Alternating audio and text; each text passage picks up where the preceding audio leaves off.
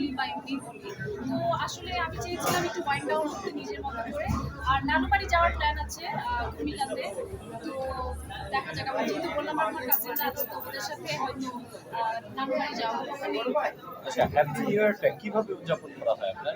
আমি না ওভাবে আলাদা করে ওই যে নিউ ইয়ার পালন করা বা কিছু করি না, বাট আমার কিছু রেজলিউশন থাকে নতুন বছরে, আমার কিছু প্ল্যান থাকে, কাজের ক্ষেত্রে বলি, পার্সোনাল লাইফে বলি। তো একটা বছর শেষ হলে আসলে আমি নিজেকে একটু ইভ্যালুয়েট করি যে আমি কতটুকু কি বছরের শুরুতে যে গোলসগুলো ছিল সেগুলো কতটুকু আমি আশা পূরণ করতে পেরেছি, বা নেক্সট ইয়ার আমার আর কি কি পরিবর্তন করা উচিত, বা কি লক্ষ্যকে সামনে রেখে এগিয়ে যাওয়া উচিত। অনেক সুন্দর গান গানতো, আমাদের দর্শকদের উদ্দেশ্যে 2 লাইন গান শোনান। আর 2 লাইন গানের সেই ভাইরাল গানটা যদি সবার উদ্দেশ্যে এটা গেয়ে দেন। অনেকবার, এটা লাস্ট সিজেপি তেও আমি গিয়েছিলাম। আচ্ছা, এই বছরের শেষে এসে এই গানটা যদি আমাদেরকে শোনাতেন। বছরের শেষে এসে আসলে আমি একটা নতুন খবর দিতে চাই, নেক্সট ইয়ার আমার একটা গান আসছে আবার।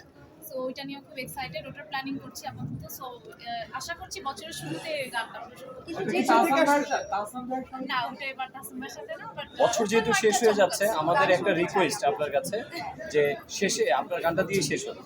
আমি এখন মানে গান গাওয়ার মুডে নাই। গান না গেলে আপনাকে কিন্তু ছাড়বো না। আজকে কেউ ছাড়বে না আপনাকে, গানটা আমি গাইতে যেটা পরে পারফর্ম করবো, আপনারা নাচ দেখে আপু সিনেমা নিয়ে মানে কি ভাবতে চাচ্ছি, আপনি তো আপনার দুটো সিনেমা তো অলরেডি এগুলো বাইরে থেকে ঘুরে আসলো, এখন আসলে সিনেমা নিয়ে স্পেসিফিক ভাবে আপনার কোনো চিন্তা ভাবনা আছে কি? সিনেমা নিয়ে স্পেসিফিক চিন্তা বলতে ডেফিনেটলি খুব ভালো ভালো সিনেমা তো হচ্ছে এখন। তো আমার যদি কাছে এরকম ভালো সিনেমা আসে আমি অবশ্যই করতে চাই।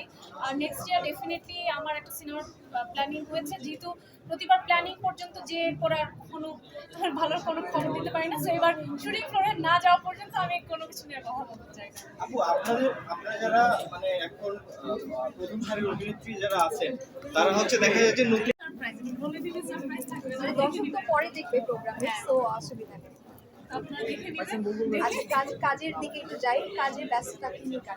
কাজে ব্যস্ততা আপাতত আসলে বছরের শেষটা আমি চেয়েছিলাম একটু নিজের মতো করে সময় ইয়ার অনেক কাজ করা হয়েছে। তো এখন আসলে এই বছরটাই আপাতত আর কোনো কাজ রাখিনি। ফ্যামিলির সাথে টাইম কাটাবো, আমার কাজিনরা এসেছে বাংলা থেকে, দেখছে ওদের সাথে একটু টাইম স্পেন্ড করবো। নেক্সট ইয়ার থেকে আমার ইনশাল্লাহ কাজ করবো। সুন্দর একটা ড্রেস করেছেন। প্রোগ্রামে আসার আগে যে ড্রেস চুজ করা, তারপর এটার সাথে অর্নামেন্টসগুলো চুজ করা, এটার প্রতি আসলে কত সময় লাগে বা কেমন এক্সাইটমেন্ট কাজ করে? আমি জানি না কেউ বিশ্বাস করবে কিনা, আমি খুবই লাস্ট মোমেন্টে আমার সবকিছু চুজ করি। সো আমি যেহেতু আমিষের ব্র্যান্ড অ্যাম্বাসেডার, সো ওদের কাছ থেকেই আমি সবসময় গয়না করি।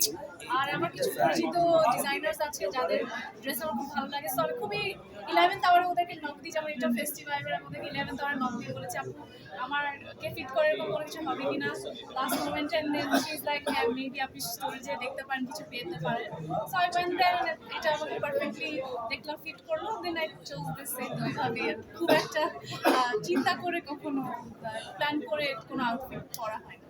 আচ্ছা, বেশিরভাগ আর্টিস্ট নিউ ইয়ার বা বছরের শুরুটা দেশের বাইরে করে। বাইরে যাওয়ার প্ল্যান আছে না এই বছর দেশে থাকছে? না আসলে আমার